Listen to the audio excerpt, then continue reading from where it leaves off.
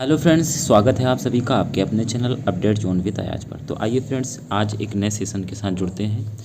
तो स्क्रीन पर लिखा हुआ है फर्स्ट क्वेश्चन आपके सामने, भारत में निर्वाचन आयोग की स्थापना कब हुई थी। तो फ्रेंड्स आपको बताना है निर्वाचन आयोग यानी कि चुनाव आयोग की स्थापना कब हुई थी। तो आपका राइट आंसर क्या होगा, 1947, 1948, 1952 या 1950। तो फ्रेंड्स चुनाव आयोग की स्थापना 1950 में हुई थी।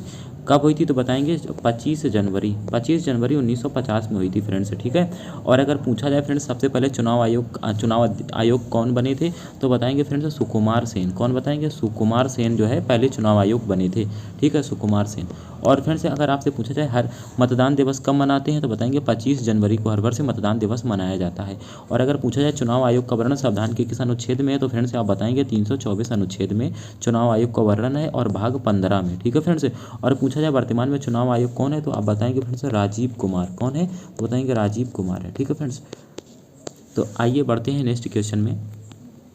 नेक्स्ट क्वेश्चन आपके सामने लिखा हुआ है फ्रेंड्स, भारत का राष्ट्रीय कैलेंडर कौन सा है। तो बताना है भारत का राष्ट्रीय कैलेंडर कौन सा है, शक संवत कैलेंडर है ये या ग्रेगोरियन कैलेंडर है फ्रेंड्स, यह बताना है विक्रम संवत कैलेंडर है या चैत्र कैलेंडर है। तो फ्रेंड्स इसका राइट आंसर है शक संवत कैलेंडर। तो फ्रेंड्स शक संवत कैलेंडर है भारत का राष्ट्रीय कैलेंडर। और फ्रेंड्स ये शक संवत कैलेंडर किसने दिया था, तो बताएंगे ये कुषाण वंश का शासक था फ्रेंड। कौन, कुषाण वंश का शासक जिसका नाम है फ्रेंड्स कनिष्क। कौन, कनिष्क। तो कनिष्क ने जो है अर्थात ये शक संवत कैलेंडर दिया था। तो कब दिया था, तो बताएंगे 78 ईस्वी में जो है अर्थात इसने शक संवत कैलेंडर दिया था, ठीक है। और भारत ने इसी कैलेंडर को तब से अपनाया है, ये भारत का राष्ट्रीय कैलेंडर है। और इस शक संवत के अनुसार साल का पहला महीना फ्रेंड्स चैत्र होता है, जबकि अंतिम महीना फाल्गुन होता है, ठीक है, या उसे आप फागुन भी कहते हैं, ठीक है फ्रेंड्स। चलिए, और अगर आपसे पूछा है फ्रेंड्स कनिष्क ने अपनी राजधानी क्या बनाई थी, तो बताएंगे पुरुषपुर को अपनी राजधानी बनाया था इसने, पुरुषपुर को, ठीक है फ्रेंड्स। और इसकी कनिष्क के दरबार में जो रहने वाले शोभा थे वो कौन है, तो बताएंगे दो कवि थे, एक का नाम था चरक और एक का नाम था नागार्जुन, ठीक है फ्रेंड्स। आइए नेक्स्ट क्वेश्चन आपके फ्रेंड्स, नेक्स्ट क्वेश्चन आपके सामने स्क्रीन पर लिखा हुआ है, तिब्बत से निकलने वाली, फ्रेंड्स आपको बताना है कि तिब्बत से निकलने वाली वह कौन सी नदी है जो अरुणाचल प्रदेश से होकर भारत में प्रवेश करती है। तो बताना है क्या वह चंबल नदी है, कोसी नदी है, ब्रह्मपुत्र नदी है, कावेरी नदी है। तो फ्रेंड्स इसका राइट आंसर जाएगा ब्रह्मपुत्र नदी। ब्रह्मपुत्र नदी फ्रेंड्स ये कहाँ से निकलती है, तिब्बत से। और तिब्बत में ब्रह्मपुत्र नदी को क्या कहते हैं फ्रेंड्स, तो इसको वहाँ पर फ्रेंड्स सांगपो कहते हैं। क्या कहते हैं, सांगपो या तसांगपो। और जब ये चीन में आती है तो फ्रेंड्स चीन में इसको जंगबो कहते हैं। क्या कहते हैं, जंगबो, ठीक है, या यारलुंग कहते हैं, ठीक है, जंगबो या यारलुंग कहते हैं चीन में। और जब ये फ्रेंड्स अरुणाचल प्रदेश में आती है तो फ्रेंड्स इसको वहाँ पे दिहांग कहते हैं। और जब ये बांग्लादेश में अर्थात गिरती है जाके, तब इसको फ्रेंड्स वहाँ पे ब्रह्मपुत्र नदी को जमुना कहते हैं, ठीक है। और जब यह गंगा नदी की धारा से मिल जाती है फ्रेंड्स तो इसको वहाँ पे मेघना कहते हैं। क्या कहते हैं, मेघना कहते हैं। तो फ्रेंड्स अगर यहाँ पर ब्रह्मपुत्र नदी की बात हो रही है, ब्रह्मपुत्र नदी ये भारत की सबसे, तो आप बताएंगे कैसी सबसे चौड़ी नदी है और इसकी लंबाई कितनी है कुल, तो 2900 किलोमीटर है फ्रेंड्स। भारत में कितनी बहती है, तो 916 किलोमीटर के लगभग बहती है। यह भारत की सबसे चौड़ी नदी है। और इसी नदी पर फ्रेंड्स विश्व का सबसे कह सकते हैं बड़ा नदी द्वीप जो है माजुली, विश्व का सबसे बड़ा द्वीप जो है माजुली। माजुली कहाँ है, तो बताएंगे इसी नदी द्वीप पर, ब्रह्मपुत्र नदी पर बना हुआ है, असम राज्य में। कहाँ, तो असम में, ठीक है फ्रेंड्स।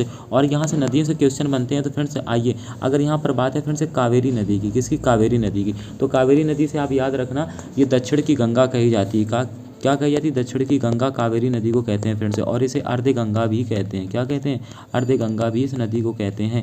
और कावेरी नदी की लंबाई 805 किलोमीटर है फ्रेंड्स, ठीक है, 805 किलोमीटर। और अगर आपसे पूछा जाए कि कावेरी नदी का उद्गम कहाँ से होता है, तो फ्रेंड्स ये ब्रह्मगिरी हिल्स से होता है। जबकि ब्रह्मपुत्र नदी का पूछा जाए तो ये जो है हिमालय के पास मानसरोवर झील से निकलती है फ्रेंड्स, ब्रह्मपुत्र नदी। और कावेरी नदी जो है ब्रह्मगिरी हिल्स से निकलती है। और अगर आपसे पूछा जाए फ्रेंड्स कि कृष्ण राज्य सागर बांध जो कर्नाटक में बना है किस नदी पे है, तो वो कावेरी नदी पर है।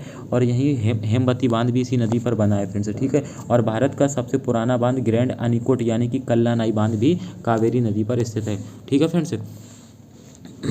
नेक्स्ट, और अगर हाँ फ्रेंड्स अगर आपसे पूछा जाए बिहार का शोक किस नदी को कहते हैं, तो बताएंगे कोसी नदी। और यही नदी जो है सर्वाधिक अपने पथ परिवर्तन यानी कि बदलने वाली नदी, सबसे सर्वाधिक रास्ते यानी पथ परिवर्तन करने वाली नदी कोसी नदी है। तो बिहार में जो बाढ़ आने का कारण है वह कोसी नदी का, इसलिए इसे बिहार का शोक कहते हैं।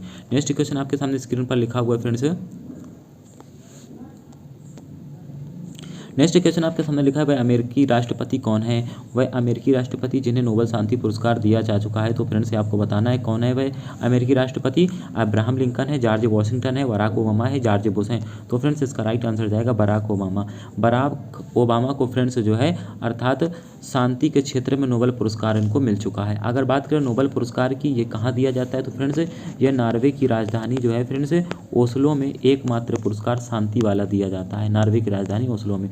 नोबेल पुरस्कार की अगर बात करें फ्रेंड्स, नोबेल पुरस्कार की स्थापना कब हुई थी तो बताएंगे ये फ्रेंड्स जो है 1901 में ये जो है इसकी स्थापना हुई थी। अल्फ्रेड नोबेल के स्मृति में ये पुरस्कार दिए जाते हैं जिसने डायनामाइट की खोज की थी। ठीक है फ्रेंड्स।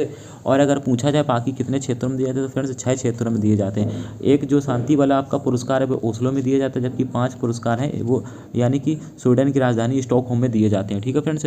और आप याद रखेंगे ये जो है ना किसे मिला है तो बताएंगे ये अमेरिकी राष्ट्रपति बराक ओबामा को मिला है। जबकि अगर आपसे पूछा जाता कि अमेरिका के पहले राष्ट्रपति कौन थे तो बताएंगे अब्राहम लिंकन थे। ठीक है फ्रेंड्स। नेक्स्ट क्वेश्चन आपके सामने स्क्रीन पर लिखा हुआ है फ्रेंड्स, उस बल का नाम क्या है जो सभी वस्तुओं को अपनी ओर यानी कि आकर्षित करता है यानी कि खींचता है। तो बताना है वो क्या है। धक्का है, अपकेंद्री बल है, गुरुत्वाकर्षण बल है, प्रतिरोध है। तो फ्रेंड्स इसका राइट आंसर जाएगा गुरुत्वाकर्षण बल। एक ऐसा बल होता है पृथ्वी जो हर चीज़ को अपनी ओर फोर्स से लगा के खींच लेती है यानी कि ग्रेविटी फोर्स के कारण पृथ्वी हर वस्तु को अपनी ओर खींच लेती है। तो फ्रेंड्स इसका राइट आंसर होगा गुरुत्वाकर्षण बल। ठीक है फ्रेंड्स। और अगर आपका क्वेश्चन होता है फ्रेंड्स यहाँ पर कि बताइए प्रतिरोध का मात्रक क्या होता है, प्रतिरोध का मात्रक, तो आप क्या बताते फ्रेंड्स तो आप बताते ओम। क्या होता है तो आप बताते ओम जो है ये प्रतिरोध का मात्रक होता है। ठीक है। और अगर आपका क्वेश्चन होता है फ्रेंड्स आप केंद्रीय बल, दूध से जो है फ्रेंड्स क्रीम निकालने में कौन सा बल यूज़ किया जाता है तो आप बताएंगे फ्रेंड्स ये आप केंद्रीय बल का यूज़ किया जाता है। और आपसे पूछा जाए वॉशिंग मशीन किस सिद्धांत पे काम करता है तो आप केंद्रीय बल पर काम करता है। ठीक है फ्रेंड्स। तो आप ये भी याद रखेंगे। नेक्स्ट क्वेश्चन आपके सामने स्क्रीन पर लिखा हुआ है फ्रेंड्स, नेक्स्ट क्वेश्चन आपके सामने लिखा हुआ है फ्रेंड्स, मानवाधिकार के क्षेत्र में संयुक्त राष्ट्र पुरस्कार पाने वाले एकमात्र भारतीय आपसे पूछा जा रहा है कौन है। तो फ्रेंड्स चिन्ना स्वामी है, आलिया भट्ट है, सलीम अली है या बाबा आमटे है। तो फ्रेंड्स इसका राइट आंसर जाएगा बाबा आमटे। तो फ्रेंड्स बाबा आमटे को जो है फ्रेंड्स मानवाधिकार के क्षेत्र में ये पुरस्कार दिया गया था। ये पहले से भारतीय हैं फ्रेंड्स। अब यहाँ पर बात है फ्रेंड्स किसकी, संयुक्त राष्ट्र की। तो आइए संयुक्त राष्ट्र के बारे में जानते हैं। इसकी स्थापना फ्रेंड्स 24 अक्टूबर 1945 में हुई थी। कब हुई थी 1945 में। 24 अक्टूबर को हर वर्ष फ्रेंड्स संयुक्त राष्ट्र दिवस मनाया जाता है। और इसका मुख्यालय कहाँ है तो बताएंगे अमेरिका के न्यूयॉर्क शहर में इसका मुख्यालय है फ्रेंड्स यूनाइटेड नेशन का। और अगर पूछा इसमें सदस्य देश कितने हैं तो बताएंगे 193 सदस्य देश हैं। भारत इसका सदस्य कब बना था तो बताएंगे फ्रेंड्स 1945 में ही बना था। ठीक है फ्रेंड्स। और अगर आपसे पूछा जी संयुक्त राष्ट्र के इस समय यानी यूनाइटेड नेशन के सेक्रेटरी जनरल कौन है तो बताएंगे एंटोनियो गुटेरस। और अगर आपसे पूछा जाए मानवाधिकार दिवस कब मनाते हैं तो हर वर्ष 10 दिसंबर को फ्रेंड्स मानवाधिकार दिवस मनाते हैं। इसका मुख्यालय कहाँ है तो बताएंगे दिल्ली में है। ठीक है। और अगर आपसे पूछा जाता सलीम अली तो इन्हें जो है भारत का पक्षी यानी कि द वर्ड ऑफ मैन कहा जाता है। ठीक है। द वर्ड ऑफ मैन किसे कहते हैं सलीम अली को कहते हैं। बाबा आमटे हैं फ्रेंड्स इन्हें मानवाधिकार के क्षेत्र में संयुक्त राष्ट्र पुरस्कार पाने वाले एकमात्र भारतीय थे। ठीक है फ्रेंड्स। चलिए नेक्स्ट क्वेश्चन आपके सामने स्क्रीन पर लिखा हुआ है फ्रेंड्स,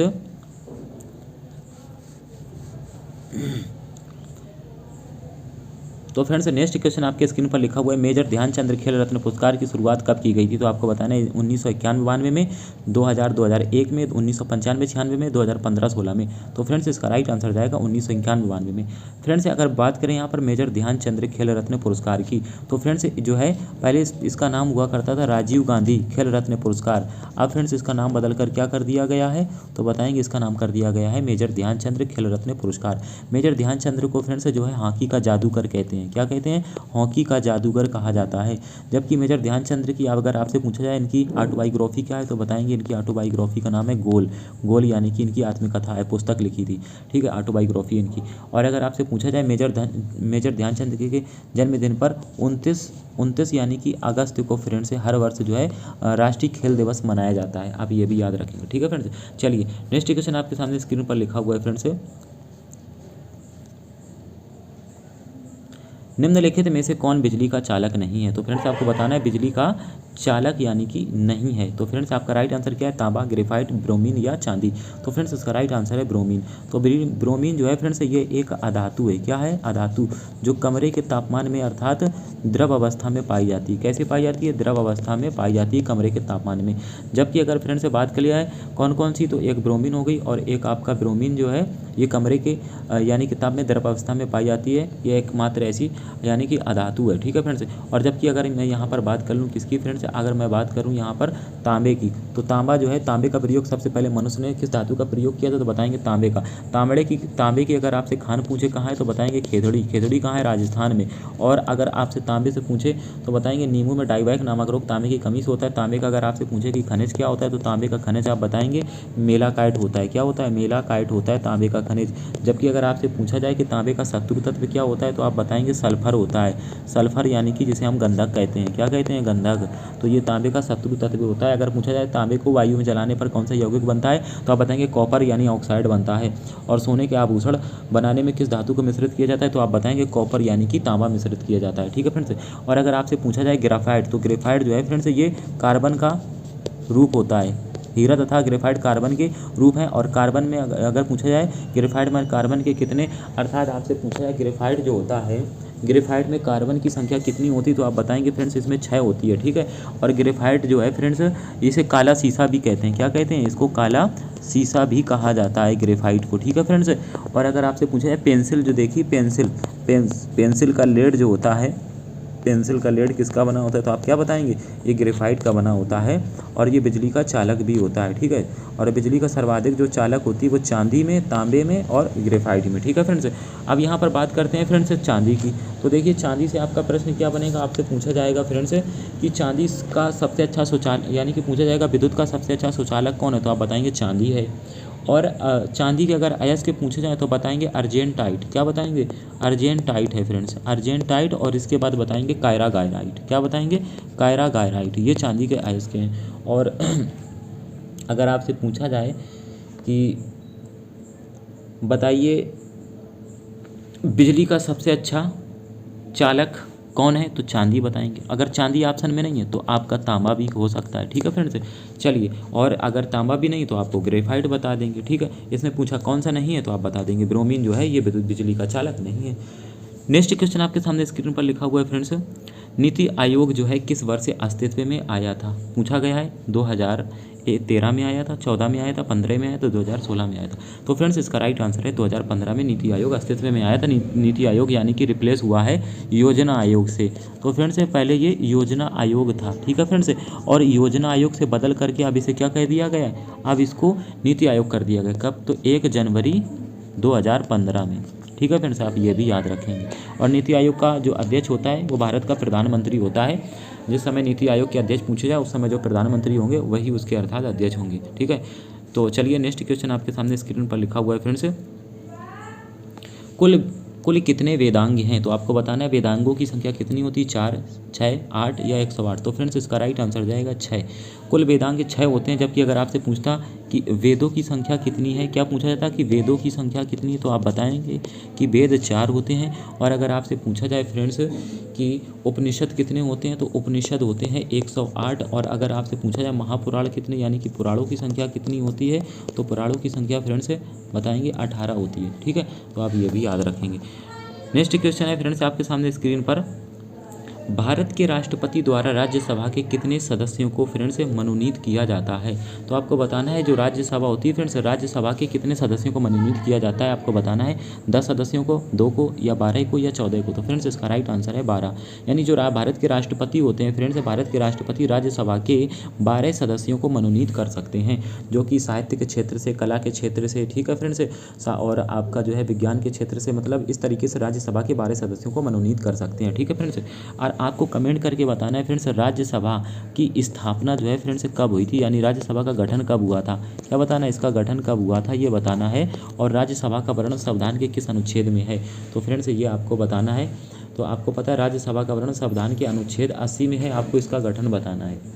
और अगर बात किया जाए कि भारत के राष्ट्रपति का वर्णन किसमें, तो भारत के राष्ट्रपति अनुच्छेद 52 में बताया गया कि भारत का एक राष्ट्रपति होगा। आप हमें कमेंट करके बताएं राज्यसभा की स्थापना कब हुई थी। नेक्स्ट क्वेश्चन आपके सामने स्क्रीन पर लिखा हुआ है, भारत के किस नदी को यानी कि दिहांग के नाम से जाना जाता है, कैसे नाम से, तो आप बताएंगे दिहांग के नाम से। तो फ्रेंड्स इसको मैं आपको बता चुका हूँ, ये ब्रह्मपुत्र नदी है और ब्रह्मपुत्र नदी को अरुणाचल प्रदेश में दिहांग कहते हैं। ठीक है फ्रेंड्स। और अगर यहाँ पर बात किया जाए कावेरी नदी की, तो कावेरी नदी के बारे में भी मैं आपको बता चुका हूँ। कावेरी नदी पर जो है फ्रेंड्स, अर्थात भारत का सबसे पुराना बांध ग्रैंड अनीकोट कल्लानाई बांध इसी नदी पर बना है। और कृष्णराज सागर बांध कर्नाटक में इसी नदी पे बना है, कावेरी नदी पे। और मेट्टूर बांध जो कि तमिलनाडु में इसी नदी पर बना है। कावेरी नदी की जो है फ्रेंड्स, इसे दक्षिण की गंगा और अर्ध गंगा कहते हैं। इसकी कुल लंबाई जो कितनी है, तो 800 बताएंगे, इसकी लंबाई है 805 किलोमीटर। ठीक है फ्रेंड्स। और अगर गोदावरी की बात कर लें, तो गोदावरी जो नदी है फ्रेंड्स, गोदावरी की नदी जो है भारत की सबसे बड़ी प्रायद्वीपीय नदी पूछी जाए तो बताना गोदावरी। इसकी लंबाई है 1465 किलोमीटर। भारत की सबसे बड़ी प्रायद्वीपीय नदी है और यह दक्षिण के भाग में बहने वाली सर्वाधिक लंबी नदी है। और इसको वृद्ध गंगा कहते हैं। क्या कहते हैं? वृद्ध गंगा। और या इसे बूढ़ी गंगा कहते हैं। क्या कहते हैं? बूढ़ी गंगा। और फ्रेंड्स, गोदावरी का अगर उद्गम पूछे कहाँ से होता है तो बताएंगे त्र्यंबकेश्वर से। कहाँ से? त्र्यंबकेश्वर से, महाराष्ट्र से होता है। ठीक है फ्रेंड्स, आप ये भी बात याद रखना। ठीक है। और हाँ, आप हमको कमेंट करके बताएं कि ये जो आपकी नदी है ब्रह्मपुत्र, इसका उद्गम कहाँ से होता है। नेक्स्ट क्वेश्चन आपके सामने स्क्रीन पर लिखा हुआ है कि जो आपका लिखा है लूर नृत्य कहाँ का पारंपरिक लोक नृत्य है। तो फ्रेंड्स, आपको बताना है कि लूर नृत्य है ये कहाँ का पारंपरिक नृत्य है। हरियाणा का है, कर्नाटक का है, पंजाब का, केरल का है। तो फ्रेंड्स, इसका राइट आंसर किया जाएगा हरियाणा का।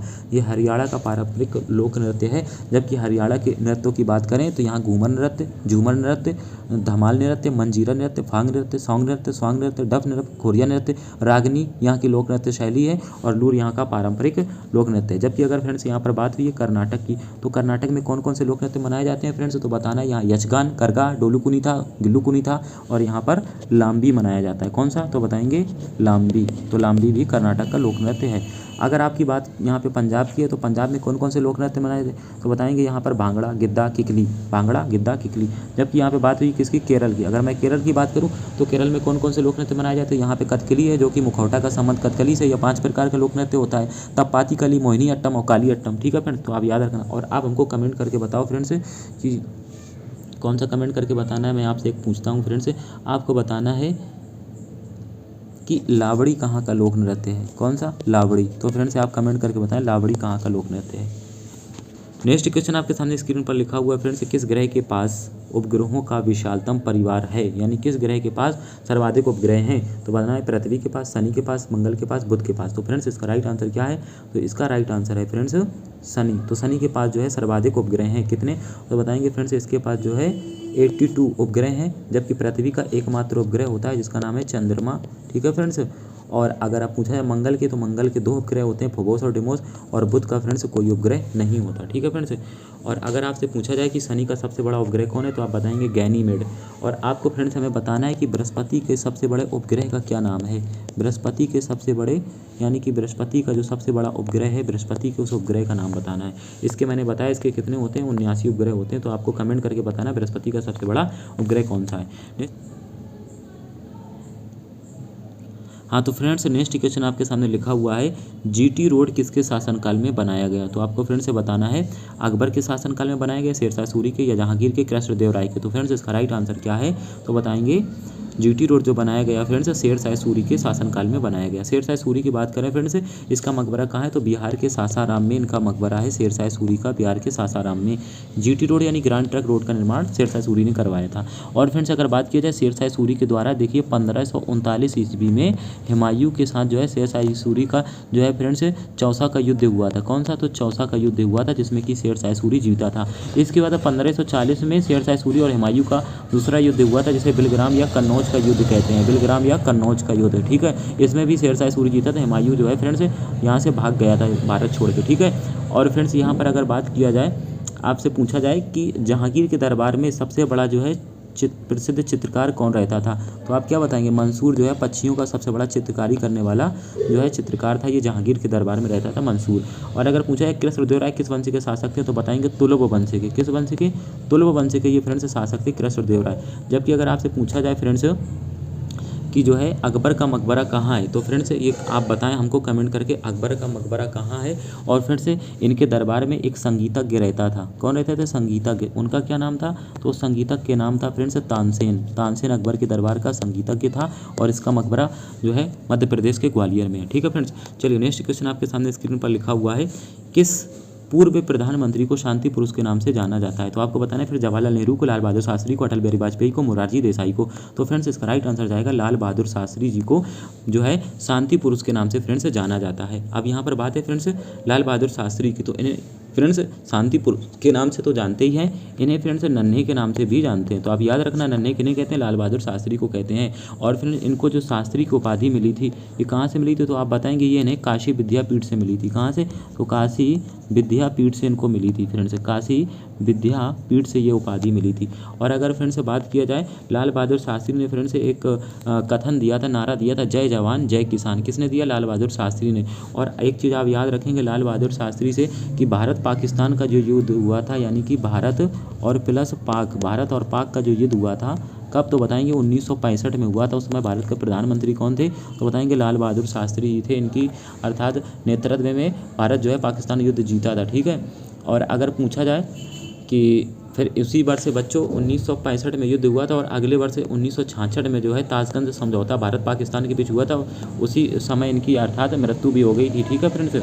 और लाल बहादुर शास्त्री के जो अर्थात समाधि स्थल है उस समाधि स्थल को क्या कहते हैं फ्रेंड्स, तो ये आप हमको कमेंट करके बताएं लाल बहादुर शास्त्री के समाधि स्थल को क्या कहते हैं। ठीक है। और इन्हें जो है शांति पुरुष भी कहा जाता है। ठीक है फ्रेंड्स। और नेक्स्ट क्वेश्चन देखते हैं। नेक्स्ट क्वेश्चन फ्रेंड्स आपके सामने स्क्रीन पर लिखा हुआ है, किस में ध्वनि की चाल सर्वाधिक होती है? तो ऑप्शन के अकॉर्डिंग आपको बताना है, पानी में, निर्वात में, वायु में या बर्फ में। तो फ्रेंड्स ध्वनि की जो सर्वाधिक चाल होती है वो ठोस में होती है, लेकिन यहाँ पर ऑप्शन दिया गया है बर्फ। तो बर्फ जो है यही है जहाँ पे ध्वनि की चाल सर्वाधिक होगी, क्योंकि बाकी फ्रेंड्स कोई ठोस चीज़ नहीं है इससे। और अगर बात करें फ्रेंड्स ध्वनि को किस में मापा जाता है, तो आप किस में बताएंगे ध्वनि को किस में मापा जाता है, तो आप बताएंगे ध्वनि को फ्रेंड्स डेसीबल में मापा जाता है। किस में, डेसीबल में। और फ्रेंड्स यहाँ पर बात है किसकी, यहाँ पर अगर पूछा है निर्वात में, तो निर्वात में जो है ध्वनि यात्रा नहीं कर सकती, निर्वात में प्रकाश यात्रा कर सकता है। ठीक है। लेकिन ध्वनि प्रकाश जो है वो निर्वात में नहीं चल सकती है। ठीक है फ्रेंड्स। चलिए नेक्स्ट क्वेश्चन आपके सामने स्क्रीन पर लिखा हुआ है, विश्व तंबाकू निषेध दिवस कब मनाया जाता है? तो आपसे बताना है तंबाकू निषेध दिवस कब मनाया जाता है। 24 जनवरी को मनाया जाता है, 11 अक्टूबर को मनाया जाता है, 31 मई को या 26 नवंबर को। तो फ्रेंड्स इसका राइट आंसर है 31 मई को फ्रेंड्स विश्व तंबाकू निषेध दिवस मनाया जाता है। अगर फ्रेंड्स यहाँ पर बात रख दें 24 जनवरी की, तो 24 जनवरी को राष्ट्रीय बालिका दिवस मनाया जाता है। कौन सा, राष्ट्रीय बालिका दिवस। राष्ट्रीय बालिका दिवस मनाया जाता है फ्रेंड्स, बालिका दिवस। और अगर आपसे पूछे फ्रेंड्स कि बताइए 11 अक्टूबर को क्या मनाते हैं, तो 11 अक्टूबर को अंतर्राष्ट्रीय बालिका दिवस मनाते हैं, अंतर्राष्ट्रीय बालिका दिवस मनाते हैं फ्रेंड्स। और अगर आपसे पूछा 26 नवंबर को, बताएंगे 26 नवंबर को संविधान दिवस मनाते हैं। क्या मनाते हैं, संविधान दिवस यानी कि कानून दिवस। ठीक है फ्रेंड्स। और आप हमको कमेंट करके बताएं कि योग दिवस कब मनाया जाता है, योग दिवस। ठीक है फ्रेंड्स। नेक्स्ट क्वेश्चन आपके सामने स्क्रीन पर लिखा हुआ है, नर्मदा नदी किस घाटी से होकर बहती है? तो ये आप कमेंट करके बताएं, शिवालिक और विंध्याचल पहाड़ी पर। और हाँ फ्रेंड्स, आपको अगर पहले आंसर देना है तो आप वीडियो को एक बार पॉज करें, पॉज करने के बाद आप उसको अपने मन से आंसर दें। तो इस तरीके से भी आंसर आप दे सकते हैं, जिससे आप देख सकते हैं कि हमारे कितने क्वेश्चन सही आए।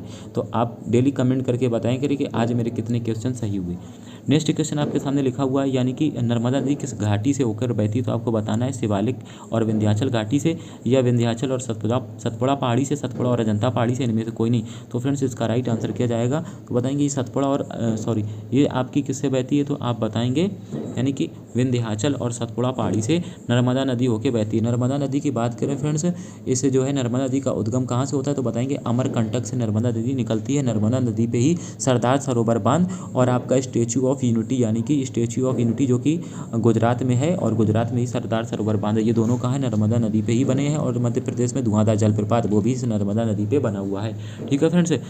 चलिए नेक्स्ट क्वेश्चन देखते हैं। और नेक्स्ट क्वेश्चन आपके सामने फ्रेंड्स स्क्रीन पर लिखा हुआ है, प्रतिध्वनि उत्पन्न होने का कारण है। तो बताना है प्रतिध्वनि उत्पन्न होने का कारण क्या है, अपवर्तन है, परावर्तन है, या फ्रेंड्स विवर्तन है, या अवशोषण है। तो फ्रेंड्स इसका राइट आंसर क्या होगा, तो बताएंगे इसका राइट आंसर होगा परावर्तन। क्या होगा, परावर्तन। जबकि अगर फ्रेंड्स यहाँ पे बात कर लें हम अपवर्तन की, तो आपसे पूछा जाए कि फ्रेंड्स जो तारों का टिमटिमाना है, तारों रात में आप देखते हैं तो तारों का टिमटिमाना किस वजह से होता है, तो तारों का टिमटिमाना अपवर्तन की वजह से होता है।